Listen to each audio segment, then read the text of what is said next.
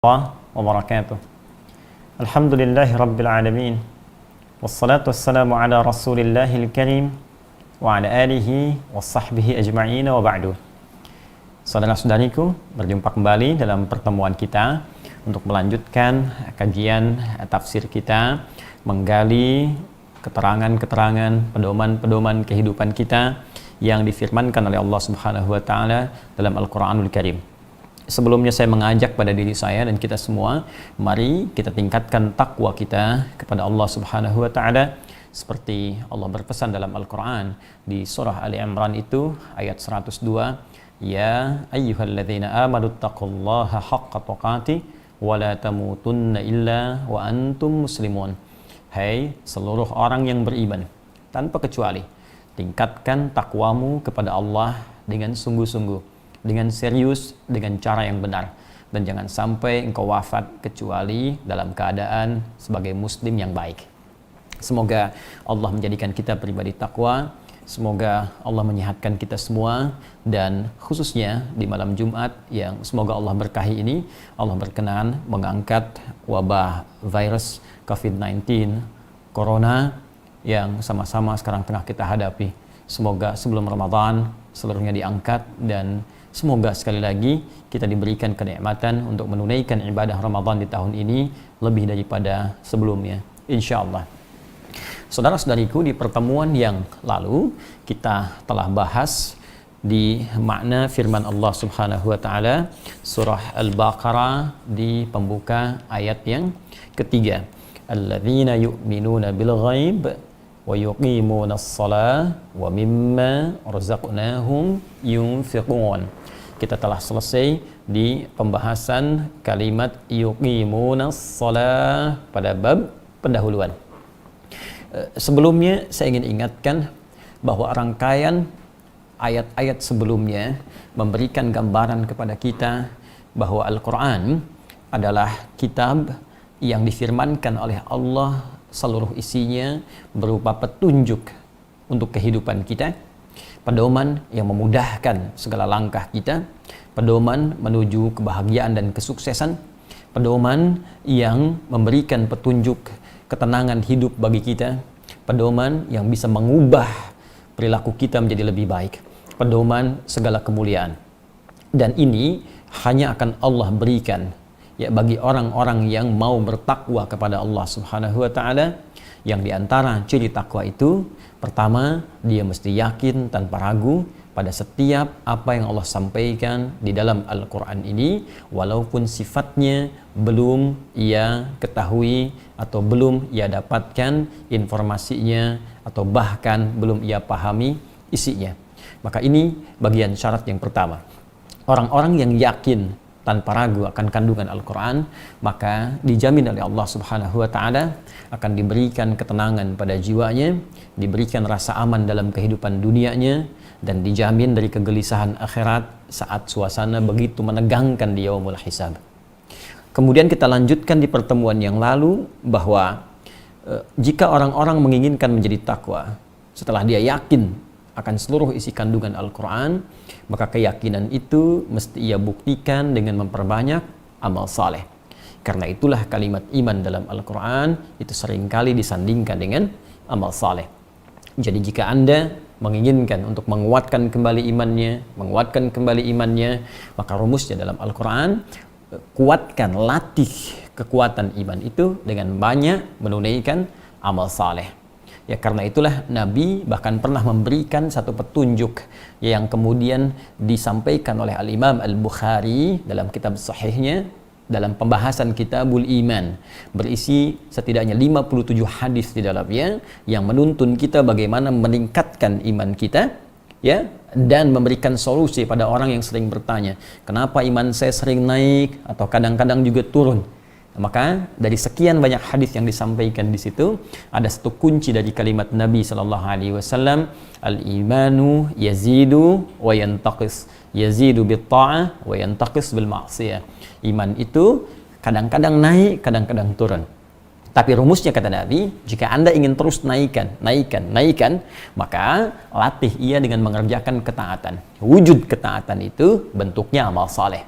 Karena itu seringkali dalam Al-Quran ketika disebutkan kalimat iman, baik bentuknya menggunakan kata kerja, fi'il, madhi'kah atau mudhari'kah, atau bentuknya menggunakan kata benda, isim, ya, isim fa'il misalnya, maka itu seringkali disandingkan dengan amal soleh setelahnya.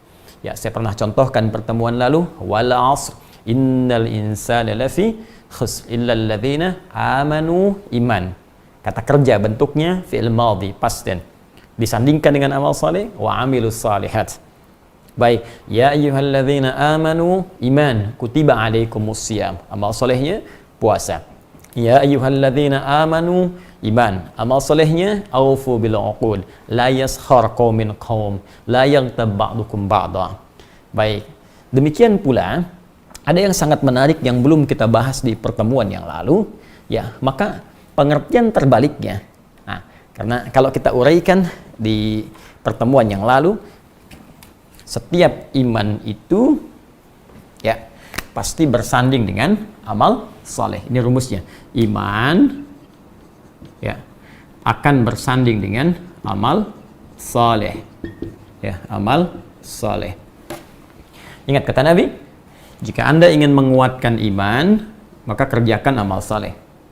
Tapi iman ini bisa menurun dengan mengerjakan amal salah. Ya, yazidu wa yantaqis. Yazidu bit-ta'ah, iman akan naik dengan mengerjakan ketaatan, bentuk taat itu amal soleh. Wa yantaqis, dan ia akan turun, lemah iman itu, ya, bil maksiyah. Yazidu bit-ta'ah wa yantaqis bil maksiyah, dengan mengerjakan maksiat. Maksiat itu ini ya bentuknya amal salah. Amal salah. Nah, jadi ini padanannya, lawannya. Jadi kalau orang banyak berbuat amal salah, lisan salah bertutur. Baik, maka karena lisannya sering berbuat salah, maka lisan itu sulit mengerjakan yang soleh. Karena itu pengertian paling mudahnya begini cara memahaminya. Orang-orang yang sering berkata salah, berkata-kata kotor, berkata dusta, sering mencela, maka untuk berkata yang soleh itu tidak mudah untuk dilakukan. Silahkan cek, orang-orang yang berkomunikasinya selalu menggunakan kata-kata yang kotor, itu berkata yang baik itu seperti asing. Ya, demikian sebaliknya, orang-orang yang sering berkata baik, soleh, kalimat-kalimatnya lembut, kalimat-kalimatnya pilihan kosakatanya baik, itu untuk mengucapkan yang kotor, itu sulit dilakukan. Itu gambarannya.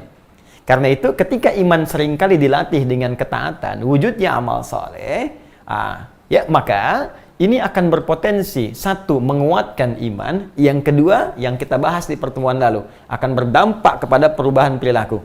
Ya, karena semakin iman dilatih dengan amal soleh, maka sinyal imannya semakin kuat, sinyalnya. Ya, cahayanya nanti dalam hati ini yang kita bahas kemarin, ya akan terpancar pada seluruh tubuh karena sering dilatih, maka ia akan masuk kepada mata, membimbing mata. Masuk kepada mulut, membimbing mulut. Masuk kepada tangan, membimbing tangan. Sampai ke ujung kaki. Ini yang menjadikan ketika amal solehnya banyak, cahaya imannya kuat, maka dibimbinglah tubuh untuk menjauh dari perbuatan maksiat, yang kemarin kita sampaikan fahsya dan mungkar, dan mendekat kepada perbuatan-perbuatan taat yang diridhai oleh Allah Subhanahu wa taala. Ini poinnya. Ya. Karena itu, ada yang sangat menarik di dalam Al-Qur'an disebutkan, perhatikan. Ketika iman dipasangkan dengan amal saleh, maka amal soleh pun saat dikerjakan itu akan mendorong sinyal iman semakin menguat. Bahkan ada isyarat begini. Ada isyarat kalau kita ingin mengetahui parameter, ukuran tingkat keimanan kita, maka silahkan dicek dengan amal solehnya. Ya. Tadi kan kita bicara begini, kalau ingin imannya kuat, tingkatkan amal solehnya. Maka pengertian terbaliknya, kalau kita ingin mengecek apakah iman sedang kuat atau lemah, maka cek di amal solehnya. Ya, lihat amalan-amalan kita. Tutur katanya, amalan lisan, amalan mata, amalan telinga, amalan tangan, sampai ke ujung kaki. Ini menunjukkan pertanda iman. Jelas ya? Nah, karena itu, kemarin kita telah belajar, kalau Anda bertanya, bagaimana cara kita melatih amal soleh, yang dengan latihan itu bisa menguatkan sinyal iman sehingga memberi petunjuk pada seluruh tubuh untuk berperilaku mulia. Maka Allah sandingkan dengan amalan pertama, mengawali dengan fisik kita terlebih dahulu. Ya, nanti ada amalan fisik, ada amalan di luar fisik seperti harta. Ya, sebelum kita keluar fisik dari tubuh kita dulu, maka dilatih dengan satu amalan yang tidak perlu mengeluarkan harta untuk mengerjakannya. Apa itu? Wa yuqimunas shalah. Ya, amalnya disebut dengan salat. Ini. Ya. Maka dilatih dengan menunaikan salat, amalan pertama, amalan fisikal yang semua orang bisa mengerjakan karena tidak ada tuntutan untuk mengerjakan sholat itu berupa hal-hal di luar tubuh kita, semacam harta. Nggak ada orang sholat bayar misalnya.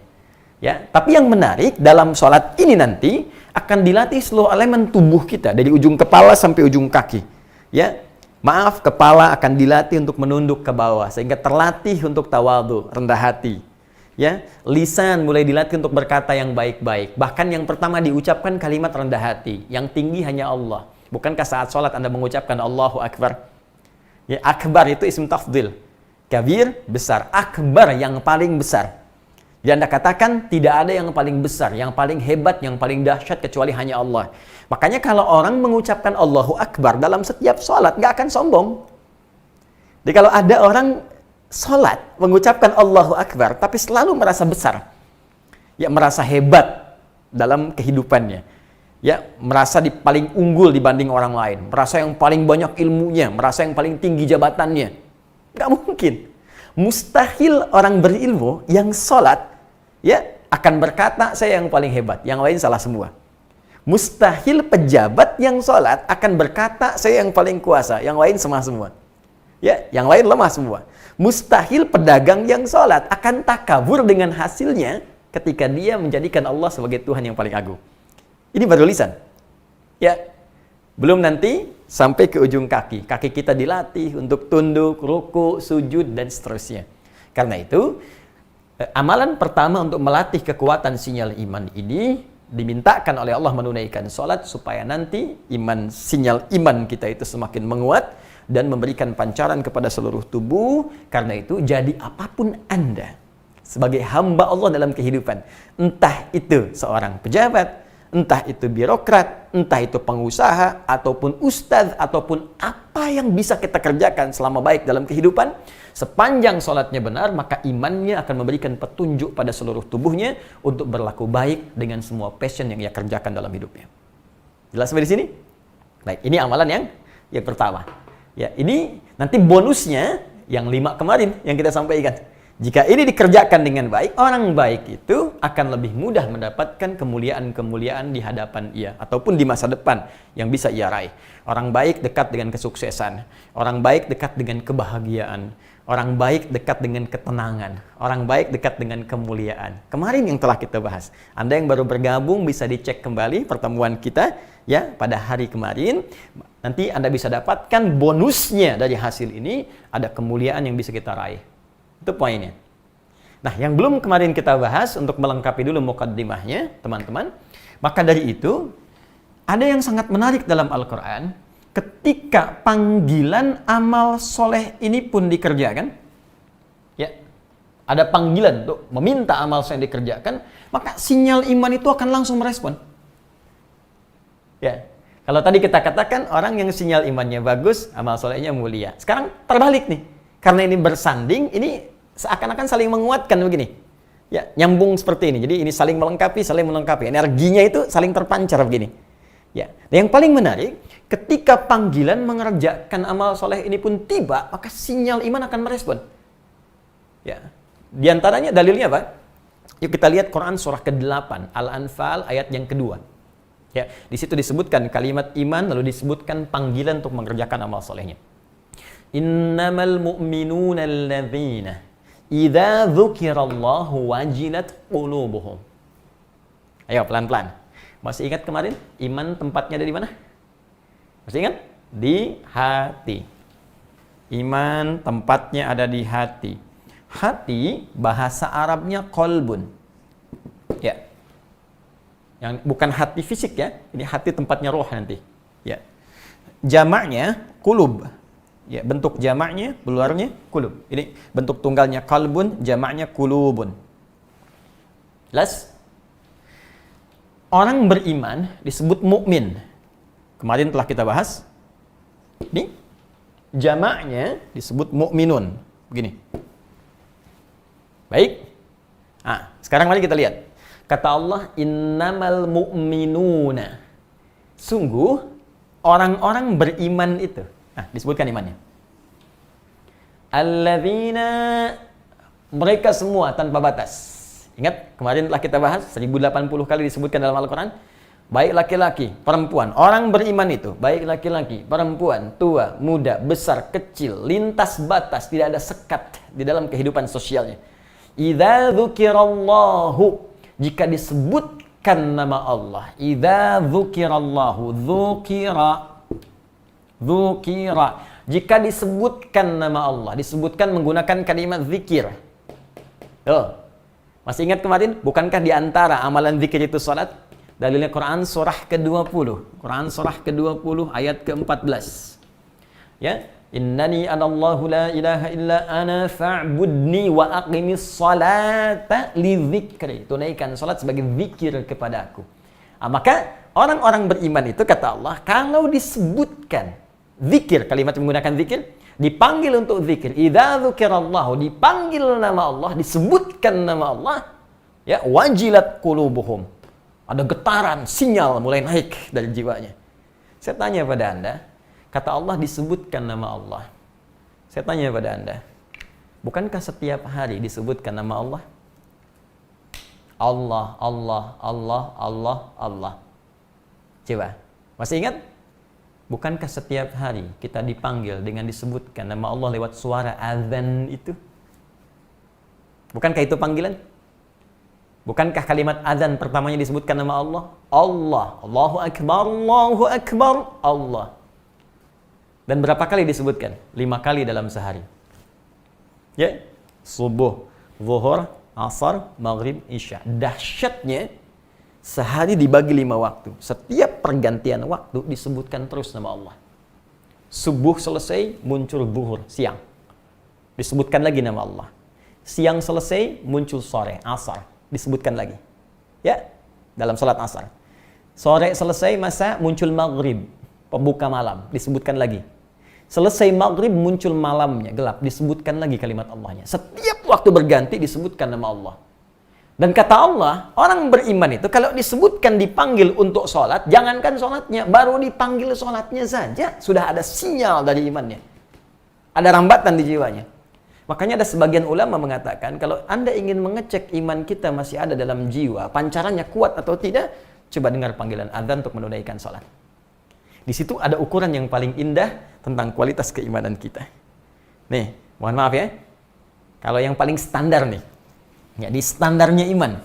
Ya, jadi ini yang paling standar. Standar. Mohon maaf, tinggi tidak, rendah juga tidak. Yang paling standar. Yang paling standar itu yang pas disebutkan, pas ada sinyal. Nah, ini standar. Nah. Misal, ya, azan subuh misalnya. Ya, subuh. Jam berapa azan subuh tempat Anda? Oh ya, baik. Kita ambil pertengahan saja. Saya pertengahan 4, misalnya 35 lah. Azan subuh 4.35. Allahu Akbar, Allahu Akbar. Langsung hati Anda ada panggilan. Sinyalnya menguat. Membangunkan Anda dengan mengatakan pada pikiran Anda, bangun, sudah azan. Allahu Akbar, sudah azan. Jadi begitu dipanggil, pas kita memberikan respon. Maka ini menunjukkan iman Anda standar. Pas bukan kuat. Bukan kuat ya, tapi standar. Ya, cara berpikirnya begini. Anda di kantor datang jam kantor jam 7. Datang pas jam 7, bukankah standar? Kalau datang jam 6, baru itu hebat namanya. Ya, karena itu, kalau ada orang dipanggil azan 4.35, kemudian dia baru sadar ingat dengan panggilan itu, maka imannya standar. Tapi kalau Anda dipanggil subuh 4.35, dari jam 4 sudah kepikiran sholat. Bahkan sebelum dipanggil sudah siap-siap. Belum waktunya subuh tiba, jam 4 sudah bangun. Ada yang jam 3 sudah bangun. Ada yang siap-siap dulu, warming up dengan tahajud dulu. Ada yang zikir dulu. Kata Allah itu ada ahli surga yang sedang berjalan-jalan di muka bumi. Ya, ilustrasinya demikian, sedang beraktivitas di bumi. Siapa mereka? Orang yang bangun di pertengahan malam, terus dia sholat tahajud. Habis itu sebelum subuh, dia sibuk istighfar. Wabil asharihum yastaghfirun. Itu ada di Quran surah 51 ayat 15 sampai dengan ayat 18. Ya, Masya Allah. Sibuk istighfar, nungguin subuh, padahal subuh belum. Dipanggil, tapi sudah bangun sebelum waktunya. Ini menunjukkan iman Anda sedang kuat. Ya. Baik. Hati-hati. Yang jangan sampai terjadi adalah bagian yang ketiga. Ya, sudah dipanggil, tapi masih belum sadar. Jam subuh panggilan 4.35, baru sadar 5.34. Nah, ini pun belum ingat sholat. Masih ingat yang lain misalnya. Maka hati-hati kalau sudah azan, Allahu Akbar, Allahu Akbar. Ada yang mengingatkan, akhi sudah azan nih, tenang, baru azan, belum qomat. Awas tuh. Ini menunjukkan ada persoalan dalam iman. Karena itu cek. Di setiap hari itu 5 waktu dicek. Subuh iman masih kuat belum? Ya, kemudian kalau subuhnya kuat, zuhur cek lagi. Jangan-jangan subuh kuat, zuhur lemah. Awas hati-hati. Zuhurnya lemah, asar lebih lemah lagi. Yang paling dahsyat, jangan sampai terjadi apa yang dikhawatirkan Nabi Sallallahu Alaihi Wasallam. Ada orang yang paginya beriman, sorenya kufur, atau yang sorenya iman, paginya kufur. Waliyadzubillah, kita berlindung kepada Allah Subhanahu Wa Taala. Ini poin yang kita coba garis bawahi dulu di sini. Ya, jelas teman-teman sekalian. Ini gambarannya. Jadi jangan kita melihat sholat itu kewajiban saja, tidak. Sholat itu adalah parameter keimanan. Sholat itu kunci segala kemuliaan. Sholat itu adalah ukuran bagaimana Allah bisa memberikan segala hal yang mungkin kita harapkan dalam kehidupan. Teman-teman yang bergabung pada saat ini, ya, baik yang di Indonesia ataupun yang di luar, saya dapat juga gambaran ada yang dari Amsterdam, ada yang dari beberapa tempat. Ya, sekali lagi, sholat tidak mengenal sekat. Anda yang di Paris, di Hong Kong, di Jepang, ingat, tidak mengenal sekat. Begitu tiba waktunya, maka berlaku kaidah iman yang telah kami paparkan. Nah, karena itu, orang-orang beriman itu mendapatkan penilaian tidak biasa dalam Al-Quran. Termasuk di ayat ini. Ya, mari kita lihat. Sebelumnya, Anda tarik nafas dulu, kurang lebih 10 detik. Dan biarkan di 10 detik itu saya coba menghapus ini, supaya kita bisa menikmati apa yang coba kita uraikan. Bismillah. Hitungan belum dimulai. Oke, kita mulai. 1, ya. 2, 3, 4, 5, 6, 7, 8, 9, 10. Saya mohon izin untuk berbagi. Ya, saya tidak bermaksud mengajari, saya mohon maaf, saya hanya ingin berbagi saja. Saya mohon izin untuk berbagi satu cabang ilmu, ya, dalam gramatikal bahasa Arab, turunan di ilmu nahwu, namanya ilmu i'rab. Ya, i'rab itu nanti untuk mengetahui posisi sebuah kalimat dalam struktur, ya, kalimat bahasa Arab. Ini posisinya apa, bagaimana kedudukannya, dan ini sangat berpengaruh kepada makna. Jadi perubahan harakat dalam posisi sebuah struktur kalimat itu akan memengaruhi terhadap makna. Nah, kita berada di ayat ketiga Al-Baqarah, ya. Alladzina yu'minuna bil ghaib. Bil ghaib. Saya coba i'rab yang ini dulu. Ini karena yang lainnya nanti athaf mengikuti. Ya. Ini alladzina. Jadi kita pakai ilmu i'rab dulu. Ya. Alladzina ismun mausulun mabniun 'alal fathi fi mahalli satu. Paham? Tidak. Nanti kita terangkan. Ismun mausulun, isim mausul, kata sambung, konjungsi, ya, yang akan menerangkan kalimat sebelumnya. Mabniun 'alal fathi, yang dibangun kalimat ini dengan harakat fathah di ujungnya. Nih, alladzina, nah, ya, di harakat ujung. I'rab itu melihat harakat ujung. Mabniun 'alal fathi, dibangun dengan harakat fathah di ujungnya, ya. Fi mahalli, kedudukannya posisinya satu bisa jarrin. Fi mahalli jarnin, ya. Badal min al-muttaqin, hudal lil muttaqin. Ini satu. Atau yang kedua, fi mahalli jarnin na'tun lil muttaqin. Ya. Paham? Tidak. Tunggu sebentar. Nanti saya terangkan belakangan.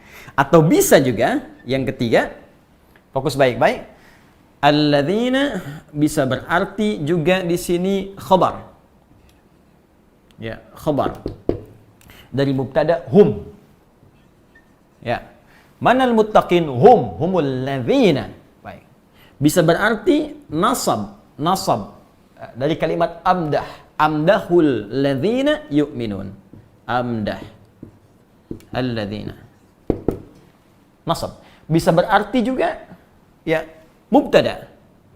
5 mubtada. Mana khabarnya? Ayat kelima. Ulaika ala hudam min rabbihim wa ulaika humul muflihun. Ulaika. Nah, jadi kalau teman-teman belajar ilmu nahwu nanti ada yang Arab. Satu kata ini saja itu punya 5 turunan posisi. Kalau kita dalami cabang ilmunya dapat 5 posisi ini. Ya, satu, fi mahalli jarrin badal. Posisinya jar. Jar itu dia bisa berharakat kasrah dari sebelumnya. Ikut. Ya muttaqin kasrah, ikut kasrah lagi. Ya, tapi bukan kasrah yang dilihat. Ini posisinya badal. Badal itu artinya pengganti dari yang sebelumnya. Keterangan yang menggantikan sebelumnya. Kalau kita terangkan maksud badal ini adalah maksud kalimat sebelumnya. Siapa muttaqin itu? Hudal lil muttaqin. Al-Quran akan memberikan segala kemuliaan petunjuknya kepada orang takwa. Siapa orang takwa itu? Alladzina. Ini dia maksudnya. Badal. Ya. Yang dimaksud muttaqin itu, ganti kalimat tadi, keterangan muttaqin itu ya ini. Jadi kalau Anda ingin menjadi muttaqin, ini keterangannya. Jadi apa yang saya bahas kemarin, 1,5 jam, itu saya baru nerangkan satu posisi ini. Bisa yang kedua, na'tun sifat. Sifat. Ya, sifat orang takwa itu, ya ini. Sifatnya sering meningkatkan imannya kepada Allah. Sifatnya rajin sholat. Sifatnya rajin beramal. Jadi kalau Anda ingin melihat orang takwa, lihat yang banyak amalnya. Kalau Anda pengen lihat orang takwa, lihat yang kuat imannya. Lihat yang baik akhlaknya. Ini. Sifat na'tun ya lil man'uti atau wasfun lil mausufil muttaqin. Bisa berarti khabar, informasi, keterangan, berita.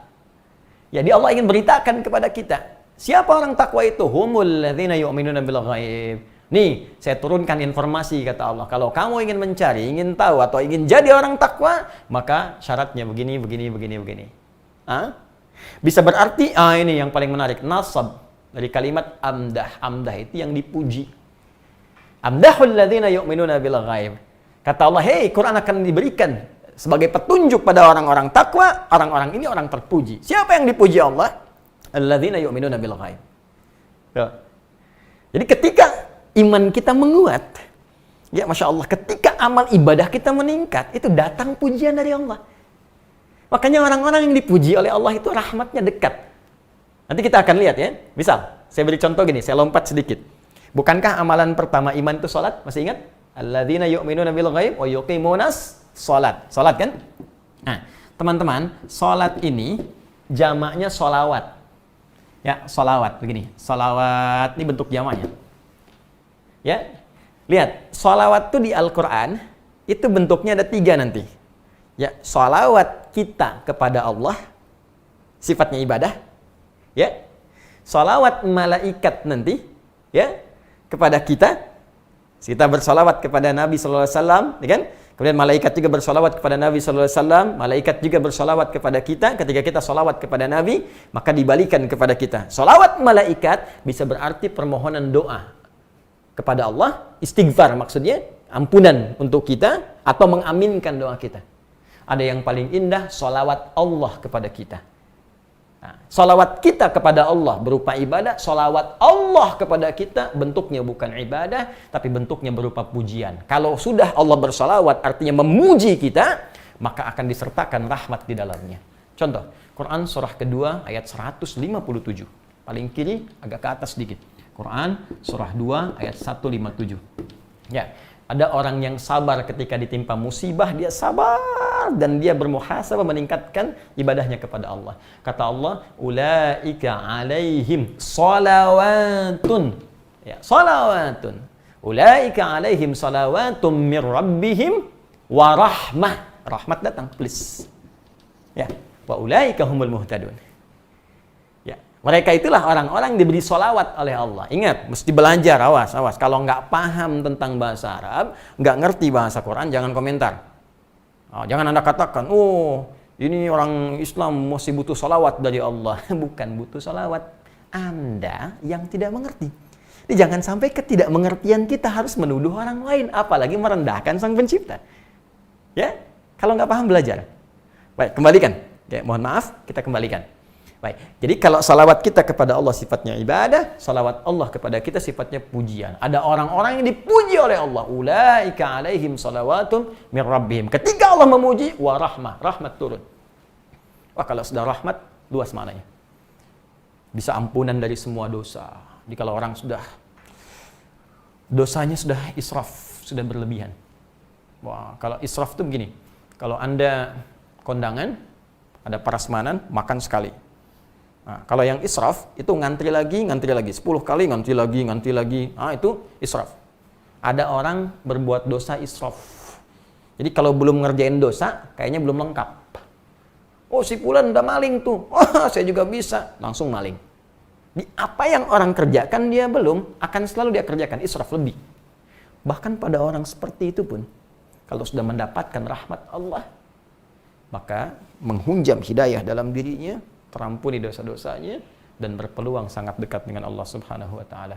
Karena itulah ketika Allah ingin mengampuni dosa orang israf, yang disampaikan bukan kalimat ghafir, seperti Quran surah Mu'min ayat ketiga itu, bukan ghafar, seperti Nuh ayat 10 itu, bukan ghafur, tapi kalimatnya rahmah dengan sifat rahimnya. Quran surah 39 ayat 53. Qul ya ibadiyalladzina asrafu ala anfusihim. Katakan Muhammad SAW pada hamba-hambaku yang israf dalam dosanya. La taqnatu min rahmatillah. Ya, rahmat. Rahmat bersanding dengan kemudahan rizki, rahmat bersanding dengan ketenangan jiwa, rahmat bersanding dengan ampunan, rahmat bersanding dengan kebahagiaan. Jadi kalau orang sudah dipuji oleh Allah, maka terkumpul rahmat dalam dirinya. Siapa di antara mereka? Amdah. Nih, alladzina yu'minun. Ya, orang-orang yang suka meningkatkan imannya kepada Allah, gemar berlatih amal soleh, maka dapat pujian dia. Karena itu orang yang betul solehnya, beramalnya benar, rahmat Allah melekat dalam dirinya. Tenang aja. Gak ada beda antara suka dan duka. Suka dia bersyukur, duka dia bersabar. Semuanya ibadah. Ya? Masya Allah. Dan indah. Saya kan pernah sampaikan kepada Anda kisah suami istri yang menikah itu. Istrinya begitu cantik, luar biasa. Suaminya biasa-biasa saja. Ya? Tapi keadaan di rumah tangganya indah gitu kan. Satu kali istrinya dandan. Ya, Masya Allah, cantik, rapi, luar biasa. Terus suami kemudian tiba-tiba melihat, wajah tak berpaling, mata tak berkedip. Istri bertanya, Zauji ma bika, sayang, kenapa kamu? Ya, kata suaminya, wallahi, demi Allah, saya bersyukur Allah menjadikan engkau sebagai pasangan saya dengan segala pesona yang kau miliki. Masya Allah. Apa jawab istrinya? Alhamdulillah Zauji, ya kunna fil jannah. Alhamdulillah sayang, kita semua insya Allah akan ada di surga. Suami bingung, oh kok bisa begitu? Kata istrinya, kamu bersyukur dianugerahi Allah dengan pesona yang Allah titipkan kepadaku, aku bersabar dengan keadaan yang Allah titipkan darimu untukku. Tapi tidak ribut, nggak ada perang dunia ketiga, nggak ada lempar piring, yang terjadi malah ya satu kenikmatan sinergi yang sangat luar biasa. Itu kalau Allah sudah memberikan rahmat dalam kehidupan, apalagi di rumah tangga dan Anda butuh itu. Bukankah samara salah satunya rahmat? Ya, sakinah, mawaddah, dan rahmat. Nih. Anda. Maka kalau ingin dipuji Allah, kuatkan iman. Kalau ingin disebut punya sifat orang takwa, kuatkan iman. Ya, kalau ingin ditetapkan oleh Allah, diinfokan nih orang-orang takwa, kuatkan iman. Maka kalau sudah Anda inginkan jadi seperti ini, mubtada, maka jadi pionir. Mubtada itu pionir di awal. Ya, selalu di awal. Ya, dan sifatnya ma'rifah. Ya, nggak boleh nakirah, nggak boleh umum, mesti khusus. Kecuali ada sesuatu yang menuntut mesti nakirah. Ya, dalilnya di Alfiyah Ibnu Malik, ya, la yajuzul ibtida'u bin nakirah ma lam tufid ka'inda Zaidin namirah. Ya, nggak boleh mubtada itu diawali dengan nakirah kecuali ada sesuatu manfaat yang sifatnya masih didapatkan dari situ, nggak ada yang lainnya lagi. Jadi spesial, khusus. Maka maksudnya jadilah orang spesial, jadi pionir. Kalau disampaikan sekarang, cepat lakukan sekarang. Cepat tingkatkan iman. Itu maksudnya. Nah, ini baru satu kalimat yang kita i'rab, belum yang ini, belum yang lainnya. Jadi satu-satu. Nah, sekarang kalau kita ingin mulai, bagaimana caranya? Wa yuqimunas shalah, tunaikan sholat. Kemarin kita berhenti di pembahasan apakah setiap orang sholat mendapatkan kemuliaan yang dimaksudkan? Belum tentu, kecuali seperti sholat yang diinginkan oleh Al-Quran dan dicontohkan oleh Rasulullah SAW. Bagaimana caranya? Itu yang coba kita akan bahas di pertemuan kali ini. Ya, jadi saya cukupkan dulu pembahasan kali ini, muqaddimahnya. Jadi kita belum muqaddimah nih. Kita belum mulai ayatnya. Kita baru muqaddimah. Tenang, Anda yang baru bergabung, ini baru muqaddimah. Sekarang kita mulai pembahasannya. Jadi saya nanti pelan-pelan. Jadi insya Allah saya akan berbagi. Ini ilmunya ada ini kita turunkan. Jadi kalau sudah bahas satu-satu, nanti turunan ilmunya apa? Ini sorofnya, ini nahunya, ini balaghahnya. Ya, kemudian misalnya nanti ada arud, kita masukin arudnya dan seterusnya. Ya, supaya kita dapat bagian ilmu, termasuk kita baca kitab yang disampaikan oleh para ulama kita. Bismillah. Pelan-pelan ya. Allahumma salli ala sayyidina Muhammad sallallahu.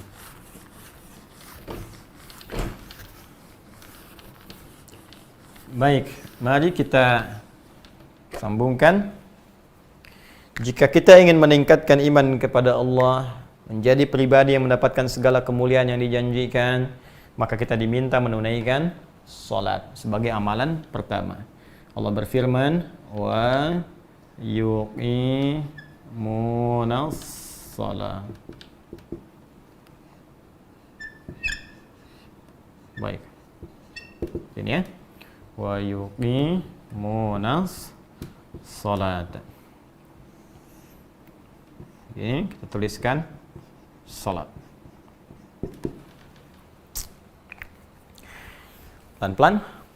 Amalan pertama yang dimintakan oleh Al-Quran untuk dikerjakan untuk menguatkan iman, menunaikan salat. Sekarang kita punya persoalan. Satu,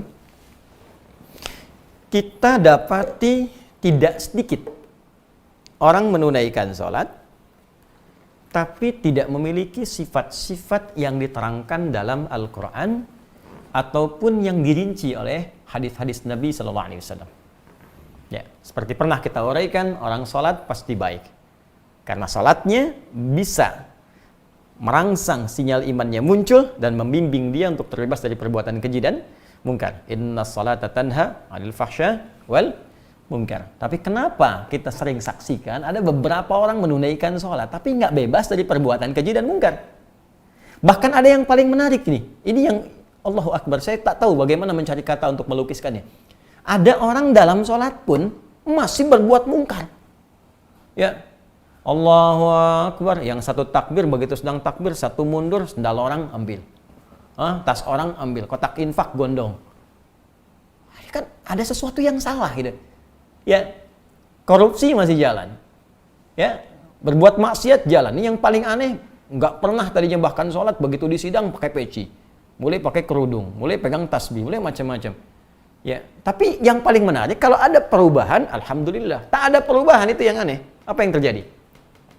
Kata Allah, sholat bikin tenang. Ada orang sholat nggak tenang juga. Kata Allah, orang sholat bahagia. Dia sudah sholat nggak bahagia. Kata Allah, orang sholat baik. Dia sudah sholat nggak baik. Apa yang salah? Baik. Nah, ini yang coba kita lihat. Barangkali sholat yang ditunaikan tidak seperti yang diisyaratkan dalam Al-Quran, dicontohkan oleh Nabi SAW. Mari kita bahas dulu. Sebelum kita baca kitab, saya akan terangkan dari sudut bahasa Al-Qurannya dulu.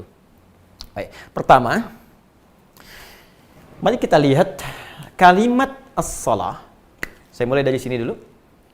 Ya, ini ada dua kalimat. Kita turunkan waw, kita satukan ke sini. Jadi ini satu, ini dua. Saya mulai dari sini dulu. Kalimat as-salah itu oleh Allah Subhanahu wa taala difirmankan dengan menggunakan alif lam ini. Jadi ada salat, ada as-salah, itu berbeda. Kalau saya tuliskan begini, misal, tanpa alif lam, salat. Ya. Atau nanti ada yang menulis begini. Ini imla saja, khat, salat. Baik. Tanpa alif lam. Alif lamnya tidak ada. Ini, alif lamnya tidak ada. Bila tidak menggunakan alif lam, itu dalam istilah ilmu nahwu disebut nakirah namanya. Ya, nakirah. Nakirah. Ya, fokus belajar ya. Belajar, awas. Saya ingin Anda paham. Anda tak hafal istilah pun tak masalah, yang penting paham. Ya, kalau ingin cepat paham, jangan banyak main TikTok. Ya, tinggalkan yang nggak penting dulu.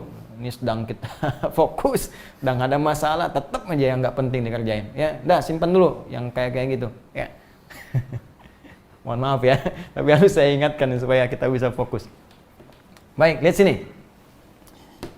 Kalau tanpa alif lam, ini disebut nakirah.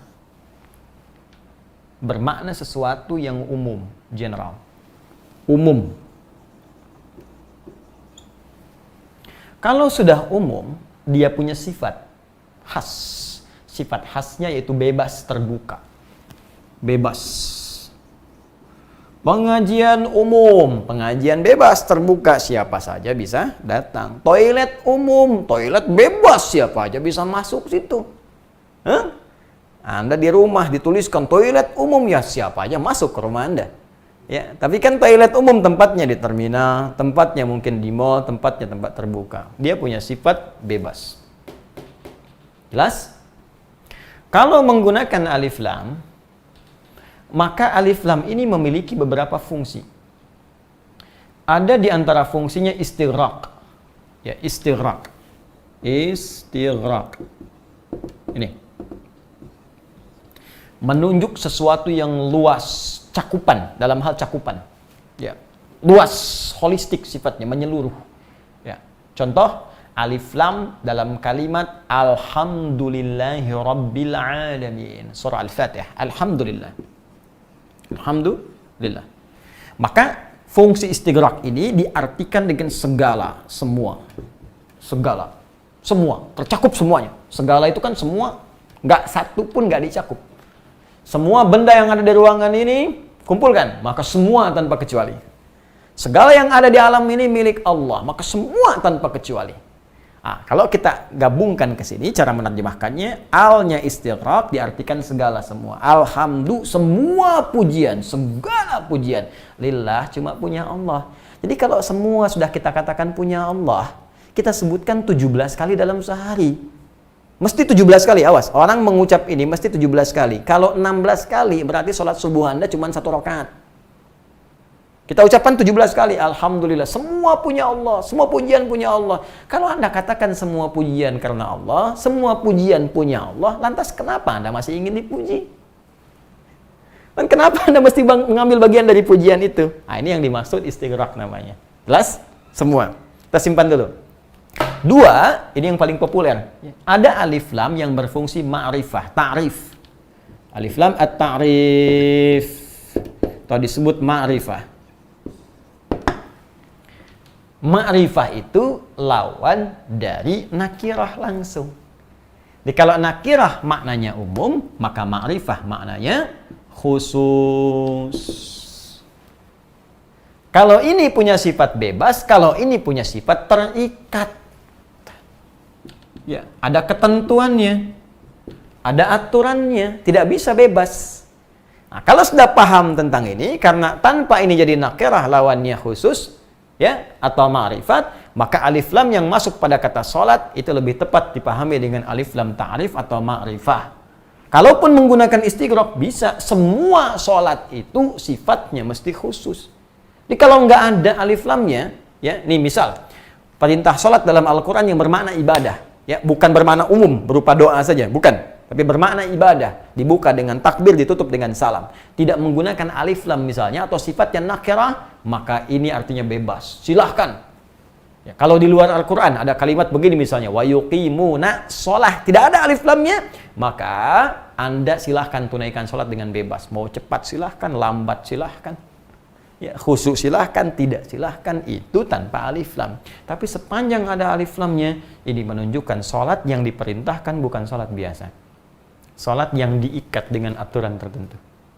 Sholat yang punya ketentuan, yang telah ditetapkan. Anda melanggar ketentuannya, bisa tidak diterima sholatnya. Anda keluar dari ketentuannya, bisa tidak sah sholatnya. Kalau sudah tak sah sholatnya, maka mustahil bisa meraih apa yang dijanjikan sebelum-sebelumnya.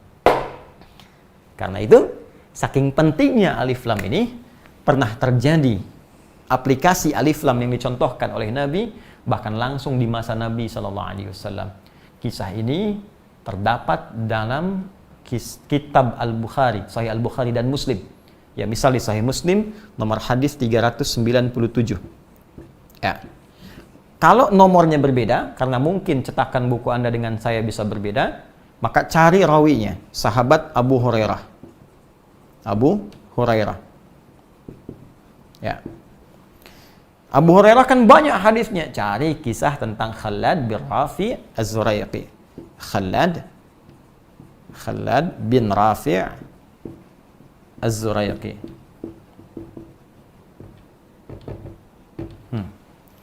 Khalad mungkin kisahnya banyak. Cari bab Al-Musi, ya, fis shalah. Al-Musi fis shalah. Ya. Ustaz, maksudnya Musi di Palembang? Oh, bukan, itu Sungai Musi, ya. Kalau belum paham, cari hadis tentang orang yang sholatnya buruk. Musi itu orang yang sholatnya jelek, yang nggak bagus. Ya, Anda klik ini aja, insya Allah sekarang kan udah banyak, ya, udah bisa dicari di internet, ya, googling, searching dan sebagainya, Anda akan ketemu. Ya, An Abi Hurairah radhiyallahu taala anhu, kan? Hadis riwayat sahabat Abu Hurairah, semoga Allah meridhai kepada beliau. Anna Nabiy sallallahu alaihi wasallam dakhala al-masjid, bahwa Nabi sallallahu alaihi wasallam masuk ke Masjid An-Nabawi, fadakhala rajulun, maka ada seorang lelaki pun ikut masuk. Ya, lelaki itu yaitu Khalad bin Rafi' Az-Zurayqi. Jadi kalau di hadis tidak disebutkan siapa orangnya, ini menunjukkan peristiwa itu, mohon izin, ya, itu dibuat umum untuk menunjukkan sebuah gambaran. Kalau ada sesuatu yang kurang baik, biasanya dibuat umum. Kalau baik, biasanya disebutkan orangnya untuk mengambil keberkahan dari orang itu dan pahala terus mengalir kepadanya sebagai contoh ia kepada kita semua. Ya, kemudian Nabi masuk, orang ini ikut masuk, lalu orang ini sholat. Ya, salat. Kalau di redaksi lain, ya wan nabiyyu fi nahyatin ukhra minal masjid. Jadi ketika orang ini salat, Nabi di sisi yang lain. Ketika dia selesai, falamma sallama thumma atan nabiyya sallallahu alaihi wasallam. Dia mendatangi Nabi sallallahu alaihi wasallam. Ya, faqala, maka dia berkata, "Assalamu alayka ya Rasulullah." "Assalamu alayk ya Rasulullah." Ya, faqala lahu an-nabiy sallallahu alaihi wasallam, maka dijawab oleh Nabi sallallahu alaihi wasallam, "Wa alaikassalam wa rahmatullah, irji' shalli fa innaka lam tusalli." Bima makna? Kata Nabi, engkau balik lagi sholat karena engkau belum sholat. Tuh. Padahal sudah selesai sholatnya. Sudah salam, datang, sudah sholat lagi. Begitu selesai, datang lagi. Mengucapkan salam lagi. Dijawab seperti yang semula tadi. Seperti yang semula. Kata Nabi, wa'alaikassalam warahmatullah. Irji' shalli fa innaka lam tusalli. Kamu sholat lagi. Sampai 3 kali dia. Begitu yang ketiga, dia baru sadar. Ini pasti sholat saya terlampau bebas. Saya belum tahu nih aturannya, belum mengerti, ada yang nggak benar dalam salat saya. Maka dia berkata, ya Rasulullah, bima makna ma uhsinu ghairah. Ya Rasulullah, saya nggak bisa lebih baik lagi, kemampuan saya sampai di sini. Alimni, mohon ajarkan aku. Apa aturan-aturan yang belum aku ketahui, sehingga salatku dipandang mesti diulang. Tuh. Baik, maka diajarkanlah oleh Nabi Sallallahu Alaihi Wasallam prinsip-prinsip dasar dalam salat yang bisa menjadikan salat kita benar. Bahkan yang paling menarik dimulai dengan kalimat pembuka yaitu wudu. Kata Nabi, idza qumta ilas shalah. Idza qumta, idza. Nih, menarik. Ini sudah ya, saya hapus dulu ya.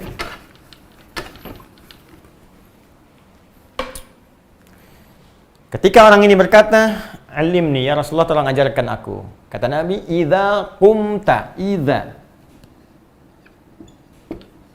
qumta.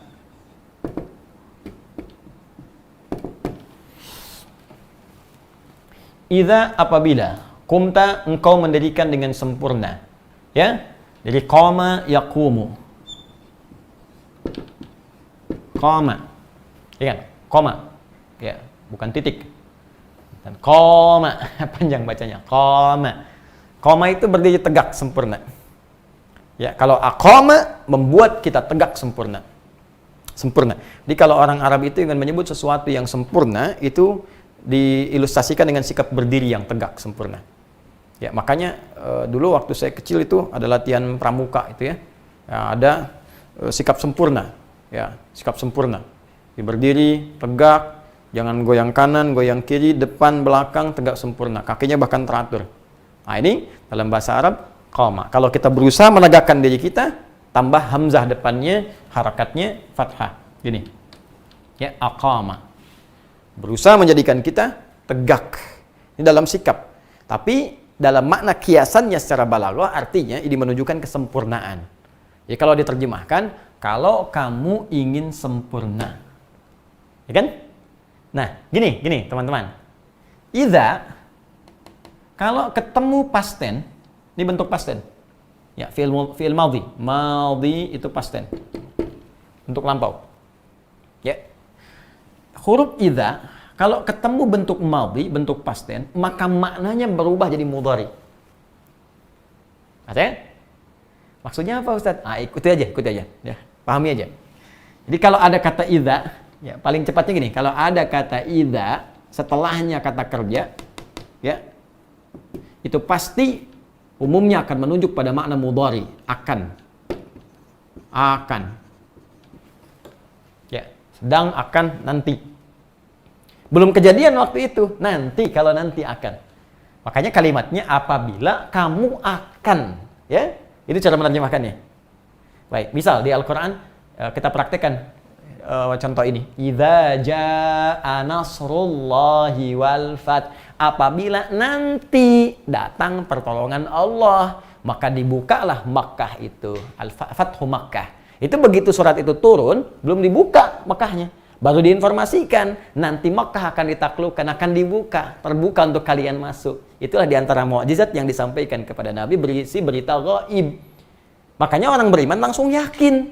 Makkahnya belum dibuka, tapi udah yakin karena Allah yang sampaikan. Itulah sifat orang beriman. Jadi kalau disampaikan langsung yakin, walaupun masih gaib, belum tahu kita.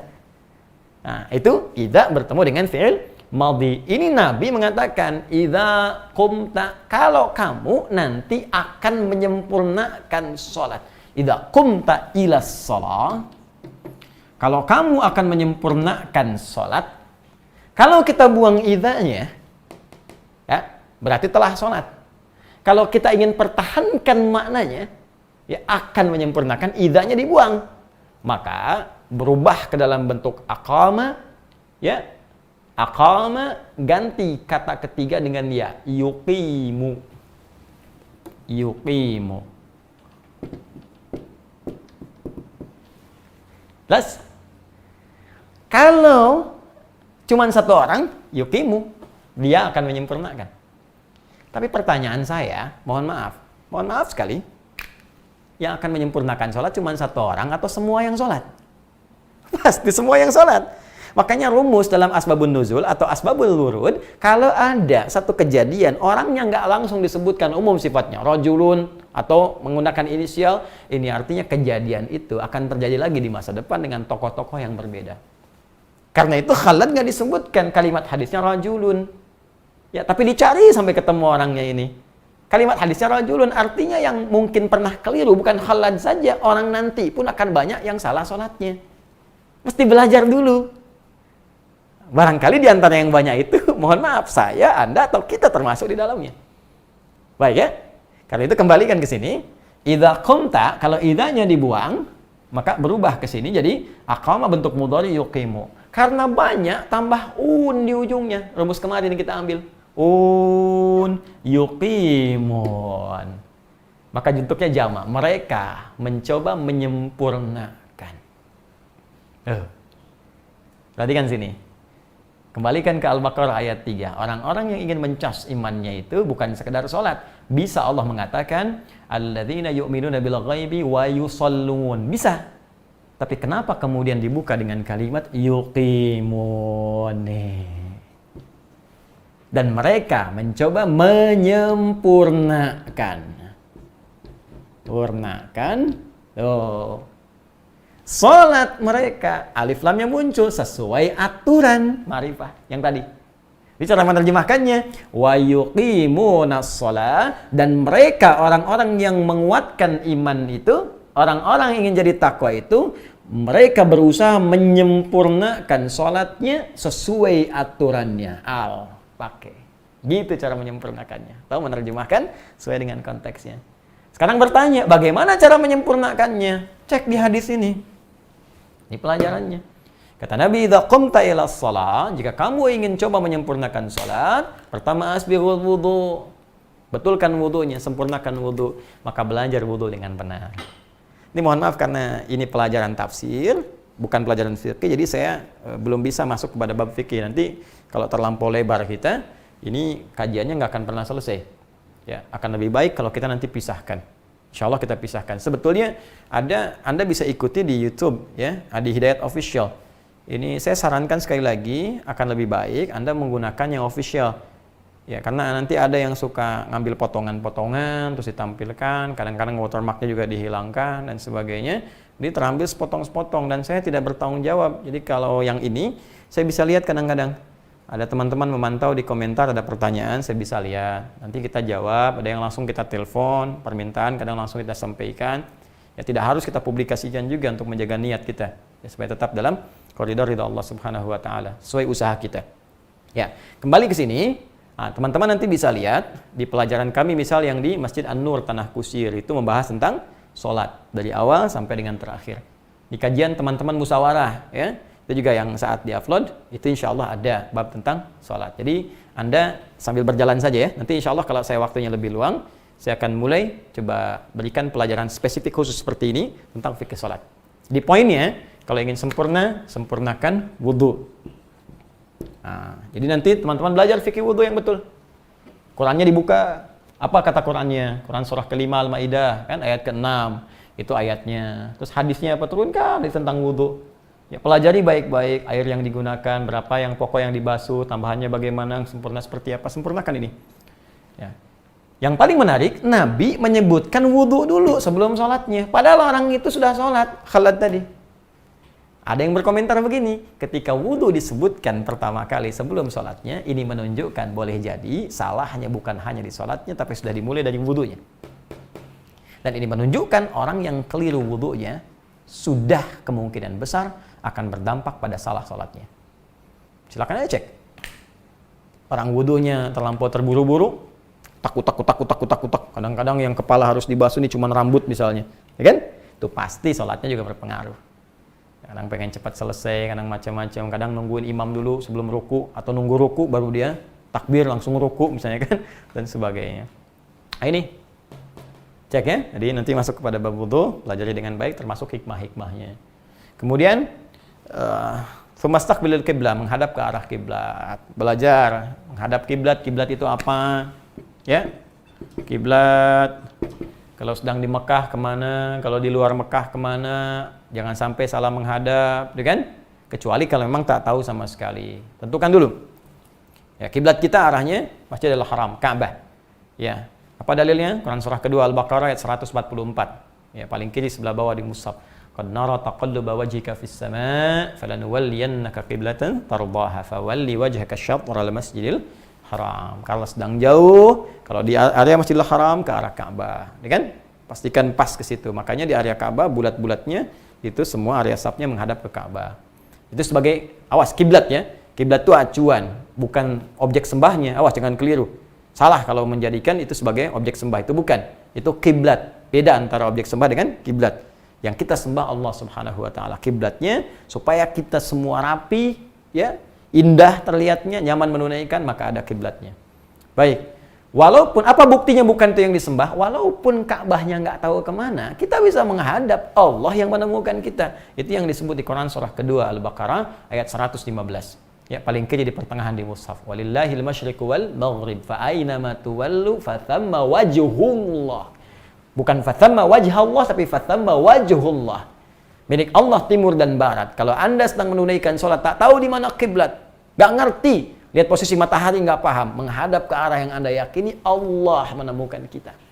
Allah yang tahu kita menghadap dan sah salatnya. Sah. Ya, bahkan ditegaskan wa maka Allahu liyudhi'a imanakum. Kalaupun engkau salah kiblat karena keyakinanmu, tetap diterima karena imanmu yang yakin dengan menunaikan salatmu itu. Itu di Al-Baqarah ayat 143 itu. Nah, jadi teman-teman sekalian, ini sekaligus bantahan karena dulu pernah begini. Ada kelas ini aneh juga nih, ya. Saya punya adik kelas dulu, dia masuk lewat beasiswa kedokteran. Saya tak perlu sebutkan kampusnya, tapi sangat menarik. Masuk di kedokteran, tapi dapat pelajaran pluralisme. Ya, bukan pluralitas, beda antara pluralitas dengan pluralisme, tidak. Ya, kalau pluralitas, ya kita menghormati keyakinan orang lain. Jangan ganggu. Ingat, kita punya ketentuan yang indah. Lakum dinukum waliyadin. Kita hormati orang lain. Silahkan. Dalam konteks kehidupan bermasyarakat, hormati keyakinan orang. Jangan paksa. Bahkan saat memaksa berdosa. La ikraha fid din. Fadzakir innama anta mudzakir lasta alaihim bimusaitir. Jadi orang Islam itu udah khatam dengan toleransi. Nggak usah diajarin. Ya, karena sudah khatam dengan itu. Jadi kalau ada yang menyalahi, ya dosa dia. Jelas ya? Nah, tapi kalau mengatakan semua agama sama, menuju pada Tuhan yang sama, caranya beda-beda, nah, itu yang keliru. Ya, itu sudah agama baru itu. Saya katakan itu agama baru. Ya, karena semua yang berkeyakinan pasti yakin yang dia yakin itu yang paling benar. Wajar kalau orang Islam meyakini Allah Tuhan saya ini yang paling benar. Wajar, karena setiap yang yakin akan mengakui yang dia yakin itu yang paling benar. Makanya kita menghargai keyakinan orang, tinggal masing-masing bertanggung jawab kepada Allah Subhanahu wa taala saat dia berpulang. Apa yang dia dapatkan dalam janjinya? Ya, kita nggak perlu paksa orang, cuma kalau orang bertanya tentang Islam kita jelaskan, tentang ketuhanan begini, ya, tentang ibadah begini. Kalau Anda menerima dengan hati yang bening silahkan, bisa bersyahadat. Ya, kembalikan kepada Anda. Tapi kalau Anda memilih pun tetap dalam keyakinan Anda, tetap bersaudara dalam kehidupan dunia, bisa tolong-menolong dalam kehidupan dunia, cuma masalah akhirat kita mempertanggungjawabkan masing-masing pribadi kita. Indah. Ya? Tapi kalau Anda campur adukan, itu yang keliru, itu sudah keyakinan baru. Itu orang aneh, paling aneh semuka bumi. Ya? Semua dianggap sama. Karena itu, mohon maaf kalau kita kembalikan ke sini, kisah saya tadi itu ada yang mengatakan begini. Ya, kalian orang Islam sama aja dengan yang lain, nyembahnya kan batu juga. Ka'bah kan batu, yang lain juga ada batu, yang lain benda juga. Nah, ini bayangkan anak-anak pesantren baru keluar masuk fakultas umum dijejaki yang demikian dengan logika-logika yang dipelesetkan. Nah, maka bagaimana cara menjawabnya? Kita katakan, jangan lupa Ka'bah itu bukan objek sembahan, itu kiblat. Orang itu mengatakan yang lain ini juga kiblat, kita berbeda. Sekalipun Ka'bahnya tak kita temukan, Ka'bahnya tidak tahu, Ka'bahnya bahkan tidak ada, tetap yang kita sembah hanya Allah Subhanahu wa taala, walaupun Ka'bah tak diketahui arahnya atau bahkan tidak ada sama sekali, tapi Allah yang menemukan kita. Jadi kita tidak bergantung kepada Ka'bahnya, kita bergantung kepada Allahnya. Hanya ini menunjukkan bagaimana serasinya kita beribadah menghadap pada satu arah yang sama. Itu poinnya. Jelas? Ya, kalau ketemu orang liberal, jangan banyak pakai dalil, terlalu capek. Ya, balikan dengan logika yang sederhana. Saya pernah ditanya orang liberal, Ustaz, bukankah sholat itu mencegah perbuatan keji dan mungkar? Ya, saya bilang. Oh, kalau gitu saya nggak perlu sholat lagi ya. Wah, ini ada keangkuhan tuh. Ya, ekspresinya juga gitu. Berarti saya nggak perlu sholat lagi. Kenapa saya bilang? Karena saya sudah bisa mencegah perbuatan diri dari perbuatan keji dan mungkar. Jadi kalau saya sudah bisa membebaskan diri dari perbuatan keji dan mungkar, saya nggak perlu sholat lagi dong ya. Saya bilang, enteng saja kita bilang, Mas, meninggalkan sholat itu termasuk perbuatan mungkar. Sudah, saya tinggalkan. Artinya kalau Anda nggak sholat, Anda masih mengerjakan perbuatan mungkar. Selesai. Nah, kenapa nyambungnya sampai ke situ ya? Nah, ini kiblat. Oke. Kemudian setelah itu baru Nabi ajarkan dari mulai takbir sampai dengan salam. Ya, dipelajari dengan lengkap. Ya, poinnya kalau kita belajar tafsir, poin tafsirnya adalah jika Anda ingin menunaikan sholat, jangan sholat sembarangan. Tunaikan dengan sempurna. Caranya pelajari setiap aturan-aturannya. Itu poinnya. Ya. Nah, kalau mau lebih dalam lagi, lebih tinggi lagi, nanti ayat-ayatnya banyak. Bahkan di antara yang sempurna itu, salah satunya memahami setiap bacaan-bacaan sholat yang kita bacakan. Ini mohon maaf, jangan-jangan selama ini ada yang sholat tapi tidak mengerti apa yang dibaca dalam sholatnya. Bagaimana bisa khusyuk? Ruku nggak paham yang dibacakan, sujud nggak ngerti yang diungkapkan, bagaimana bisa khusyuk? Ya? Baik, ini wa yuqimunas shalah. Maka orang yang ingin meningkatkan imannya, supaya dia naik tingkat menjadi orang takwa, dia berusaha menunaikan amalan dengan sempurna sesuai dengan aturannya. Baik. Kita baca sebentar keterangan ulama kita di tafsir sehingga tidak ada kesan bahwa kita hanya menyampaikan lewat pemikiran-pemikiran pribadi. Tidak ya, kita punya sanad-sanad yang insya Allah bersambung kepada keterangan Rasulullah sallallahu alaihi wasallam. Insya Allah. Wa yuqimunas shalah, adapun yang dimaksud dengan kalimat wa yuqimunas shalah. As-salatu fil lughati ad-du'a. Ya, salat secara bahasa dalam pengertian ya etimologi ad-du'a bermakna doa. Jadi memiliki makna doa. Karena itu isi salat dari awal sampai akhir isinya semua doa. Ya. Ya, silakan Anda dari takbir ya dibuka dengan takbir, begitu dibuka langsung doa. Ya, iftitah Allahumma ba'id baini wa baina khataaya ya tawajjahtu wajhil ladzi fatara samawati wal arda seterusnya. Allahu akbar kabir, ada 9 lafaz di situ. Doa. Ya, Al-Fatihah doa. Ya, Al-Fatihah doa. Ya, coba. Bahkan di sini ada kalimat menarik. Kalau Anda buka salah satu hadis qudsi diriwayatkan oleh sahabat Abu Hurairah radhiyallahu taala anhu, anin Nabi sallallahu alaihi wasallam qala Allahu azza wa jalla. Allah berfirman dalam hadis qudsi, qasamtu shalah baini wa baina abdi. Aku bagi salat dua bagian antara aku dengan hambaku. Wali abdi ma sa'al. Dan kalau benar hambaku mengerjakan bagiannya, aku akan kabulkan, berikan apapun yang ia minta saat itu. Ya. Lalu apa yang Allah ucapkan dalam hadis qudsi? Idza qala al-'abdu alhamdulillahi rabbil alamin. Ini dimulai ketika hamba mengatakan alhamdulillahi rabbil alamin. Qala Allah azza wa jalla, maka Allah menjawab, hamadani 'abdi, hambaku sedang memujiku. Wa idza qala ar-rahmanir rahim, jika hambaku berkata ar-rahmanir rahim, qala Allah azza wa jalla athna 'alayya 'abdi. Allah menjawab, hambaku sedang menyanjungku. Wa idza qala al-'abdu maliki yaumiddin, kalau hamba berkata maliki yaumiddin dalam salatnya, qala Allah azza wa jalla, Allah menjawab, majjadani 'abdi, hambaku sedang mengagungkanku. Wa idza qala al-'abdu iyyaka na'budu wa iyyaka nasta'in, kalau hamba berkata dalam salatnya iyyaka na'budu wa iyyaka nasta'in, qala Allah azza wa jalla, maka Allah menjawab, hadza baini wa baina 'abdi. Di titik ini aku akan penuhi antara bagianku dengan bagian hambaku. Wali 'abdi, kalau hambaku benar salatnya sampai di titik ini, sampai kalimat tadi, masa'al, apapun yang ia minta saat ini, aku akan kabulkan. Tuh. Karena itu Al-Fatihah itu bagian dari doa. Doa. Coba ya. Baik, iftitah doa, Fatihah doa, surat doa, ruku doa. Ya, ruku doa. Subhana rabbiyal azim, subhana rabbiyal azim bihamdi, subhanakallahumma bihamdika, Allahumma ighfirli. Ya, tidal doa. Ya, Rabbana walakal hamd, sami Allahu liman hamidah, Rabbana walakal hamd. Ila samawati wal ardi, wa ma syi'ta min syai'in ba'd, doa. Ya, sujud malah perbanyak doa, fa aktsir doa. Ya, innama aqrabul abdi min rabbihi wa huwa sajid, fa aktsir doa. Keadaan terdekat antara seorang hamba dengan Rabbnya saat sujud, perbanyak doa. Duduk di antara dua sujud, doa, rabbighfirli warhamni, dan seterusnya. Semua doa. Karena itu secara bahasa salat disebut dengan doa. Ya, di antara syahidnya, buktinya adalah firman Allah di Quran surah At-Taubah, surah ke-9 ayat 103. Ketika Allah meminta kepada Nabi sallallahu alaihi wasallam untuk mendoakan ya orang-orang sekitaran Nabi sallallahu alaihi wasallam, khususnya yang mau berzakat, berderma dengan hartanya. Ya khudz min amwalihim shadaqatan tutahhiruhum wa tuzakkihim biha. Ya wa shalli alaihim inna salataka sakanul lahum. Ya, ambil dari harta-harta orang yang telah masuk kewajiban zakatnya itu, ambil zakat mereka untuk menyucikan jiwa mereka dan membersihkan keadaan diri mereka. Wa shalli alaihim, dan doakan mereka. Inna salataka, sungguh doamu itu sakanul lahum, akan menenangkan jiwa mereka. Nah, ini diantara makna bahasa salat itu berarti doa. Ya.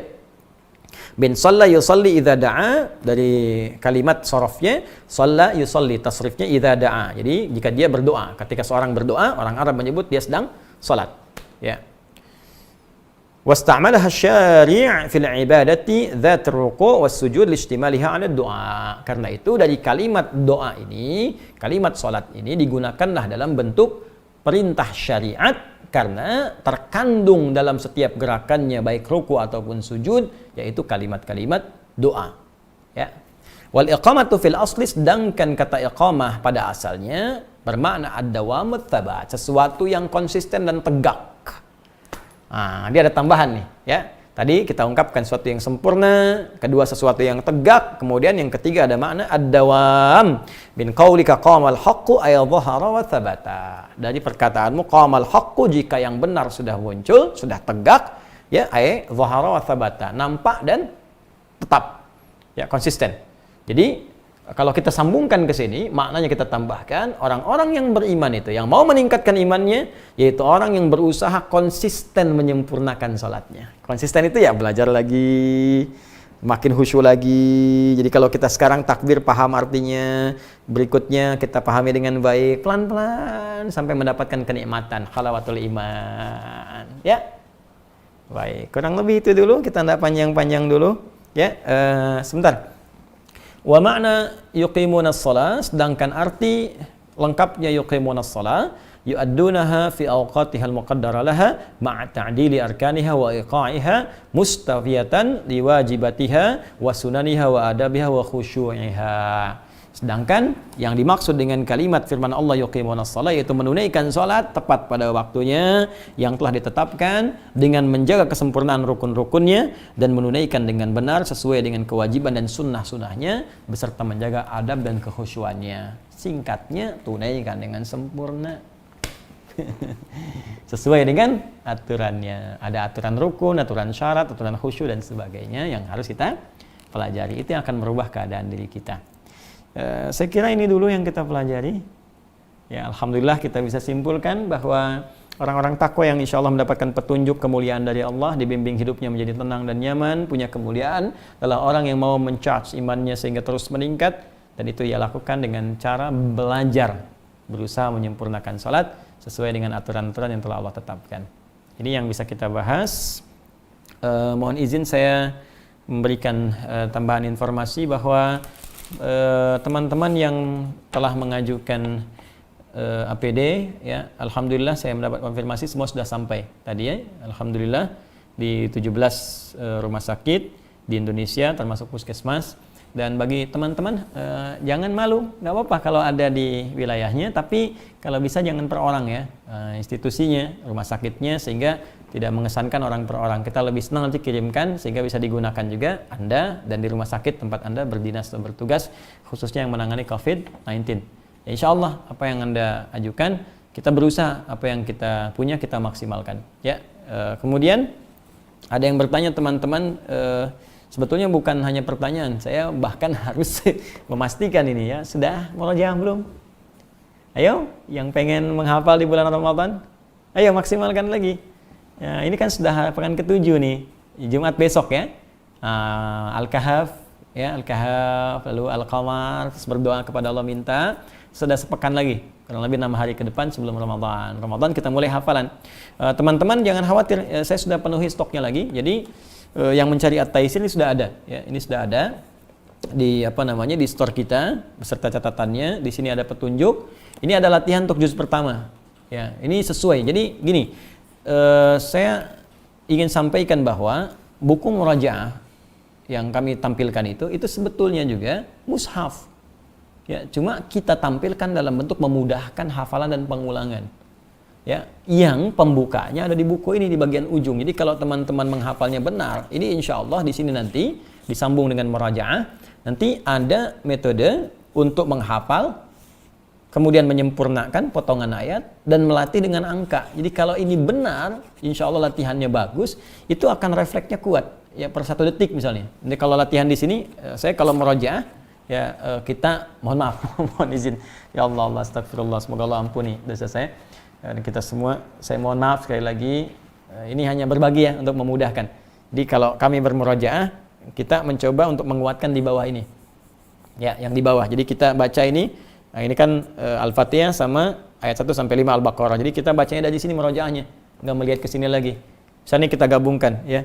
Sini, Bismillahirrahmanirrahim. Alhamdulillahirabbil alamin arrahmanir rahim maliki yaumiddin iyyaka na'budu wa iyyaka nasta'in 5 ihdinas siratal mustaqim 6 7 siratal ladzina an'amta 'alaihim ghairil maghdubi 'alaihim waladdallin. Misal, ya, terus Al-Fatihahnya ini 1 sampai 5, Al-Baqarah 1 sampai 5 yang pertamanya ini, ya, kalau disebutkan 1 alif lam mim, 2 dzalikal kitabu la raiba fihi hudal lil muttaqin, 3 alladzina yu'minuna bil ghaibi wa yuqimunas salata wa mimma razaqnahum yunfiqun, 4 walladzina yu'minuna bima unzila ilaika wa ma unzila min qablik wa bil akhirati hum yuqinun, 5 ulaika ala hudam min rabbihim wa ulaika humul muflihun. Nanti ke bawahnya sudah acak. Misal nanti di sini, nah ini 3 alladzina yu'minuna bil ghaibi wa yuqimunas salata wa mimma razaqnahum yunfiqun, 5 ulaika ala hudam min rabbihim wa ulaika humul muflihun, 1 alif lam mim, gitu. Jadi kalau Anda sudah lancar ini, sudah insya Allah mudah bagi kita untuk menghafal Al-Quran dan menghadirkannya dalam kecepatan 1 detik. Ya. 20 ya kadul barku yakhtafu absarahum 6 minal ladzina kafaru sawa'un 'alaihim anzartahum 1 detik saja. Jadi kalau 2 detik sudah lama. Nah, detik. Jadi kalau kita sudah demikian, insya Allah akan memudahkan. Nanti di lain waktu kalau ada sesinya, kita coba sambungkan. Dan saya akan sempurnakan ini dulu sampai hari ini, teman-teman sekalian. Mungkin kalau ada waktu besok saya sambungkan. Jika tidak, kita akan berhenti dulu karena pasca Jumat saya akan memulai masuk kepada fikih Ramadan, ya untuk persiapan saat Ramadan. Karena Ramadan saya pun ingin fokus ibadah. Ya, jadi izinkan saya nanti Ramadan untuk fokus beribadah. Kita akan rekam sebelumnya sehingga di waktu Ramadan ya mudah-mudahan kita sudah mantap ibadah, sudah tidak mempersoalkan lagi apa yang sering diulang-ulang setiap tahun, apa nggak pernah tuntas. Jangan sampai ada pertanyaan lagi, Ustaz, tarawih ini 11 sampai 23, Ustaz begini, ya sudah selesai. Dah. Ya, tiap tahun kok ditanyakan terus nggak pernah tuntas. Baik, kita nanti bahas Sabtu ke sana. Dan khusus bagi teman-teman yang di sekolah UAH, ya usahakan Al-Quran hafal. Insya Allah nanti dimulai pekan depan saya akan infokan kepada admin. Nanti ikuti terus kapan waktunya kita akan lanjutkan kuliah kita yang berlangsung online saat ini. Jadi sekali lagi teman-teman yang mencari untuk hafalan, insya Allah ada di sini. Ya, nanti Anda tinggal masuk ke store, saya lihat masih ada. Jadi saat Ramadan saya akan tambahkan beberapa buku yang mungkin insya Allah bisa bermanfaat untuk kita semua. Saya kira ini yang saya bisa sampaikan. Dan besok insya Allah saya menepati janji saya untuk teman-teman di Malaysia, ya untuk warga Indonesia dimanapun sebetulnya yang sekarang sedang diuji, ya di Malaysia, ada di New York, ada di mana-mana, kita bersabar, ya, sinergi, koordinasi dengan pemerintah kita, perwakilan di sana. Terus teman-teman, kalaupun mungkin pemerintah ada keterbatasan nggak terjangkau, kita yang bergerak sama-sama sehingga kita bisa meringankan beban semua, ya terutama bagi umat Islam. Kita punya banyak hadis yang mengatakan bahwa kita satu tubuh, ya. Al-mu'minu lil mu'mini kal bunyan yasuddu ba'dahu ba'dan. Mukmin satu dengan yang lain bagaikan satu bangunan yang saling menguatkan. Bahkan di riwayat lain bagaikan satu tubuh, idza shtaka minhu udwan, kalau satu terasa sakit yang lainnya merasakan. Ini kita praktekkan. Di hadisnya sudah ada, kejadiannya tiba, tinggal bagaimana prakteknya kita meyakini hadis itu dan mengamalkannya. Dan kita tidak perlu saling menghadirkan hal-hal buruk lagi karena kita orang beriman, kita pengen takwa, kita pengen jadi orang yang dipuji, dirahmati oleh Allah Subhanahu wa taala. Sekarang fokus siapkan ibadah sebelum kita berpulang kepada Allah Subhanahu wa taala. Allahumma taqabbal minna innaka antas samiul alim. وتب علينا إنك أنت التواب الرحيم اللهم علمنا ما ينفعنا وعلمنا ما جهلنا اللهم اجعلنا من أهل القرآن واجعل القرآن صحيبا لنا في الدنيا وشفيعا لنا في الآخرة يا رب العالمين ربنا آتنا في الدنيا حسنة وفي الآخرة حسنة وقنا عذاب النار اللهم ارفع عنا الوباء والبلاء وخاصة كورونا اللهم ارفع عنا الوباء والبلاء وخاصة كورونا اللهم ارفع عنا الوباء والبلاء وخاصة كورونا قبل مجيء شهر رمضان يا رب العالمين اللهم توفنا مسلمين والحقنا بالصالحين اجعل بقية حياتنا حياة طيبة وآخر حياتنا يا الله حسن الخاتمة وصلى الله على نبينا الكريم سيدنا محمد وعلى آله وصحبه أمتي إلى يوم الدين وآخر دعوانا سبحانك اللهم وبحمدك أشهد أن لا إله إلا أنت نستغفرك ونتوب إليك والحمد لله رب العالمين السلام عليكم ورحمة الله وبركاته